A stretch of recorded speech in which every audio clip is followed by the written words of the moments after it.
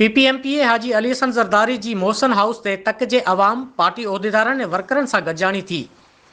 MPA Haji Ali Hasan Zardari सुभाणे थींदड़ हटड़ी bypass Hyderabad में PDM जे जलसे समेत इलाइक़े जे तरक़ियाती कमनि जी ॻाल्हि ॿोल्हि ज़रिए जाइज़ो वरितो ऐं पंहिंजे तक जे अवाम जा मसइला ॿुधा। उन मौक़े ते MPA हाजी अली हसन ज़रदारी चयो त असां ऐं असांजी पार्टी आवाम जी ख़िदमत खे अवलीन फ़र्ज़ सम्झूं था, जंहिं सबबि ग़रीब अवाम असां सां हर वक़्तु गॾु आहे। हुन चयो त मूं पंहिंजे 2 सालनि जे दौर में घोड़ाबारी, केटी बंदर समेत समूरे तक में रोडनि, रस्तनि, पकियुनि, सिमन नालियुनि समेत मुख़्तलिफ़ तरक़ियाती कमनि जो ॼार विछायो आहे, जंहिंसां तक जे अवाम खे फ़ाइदो रसियो आहे।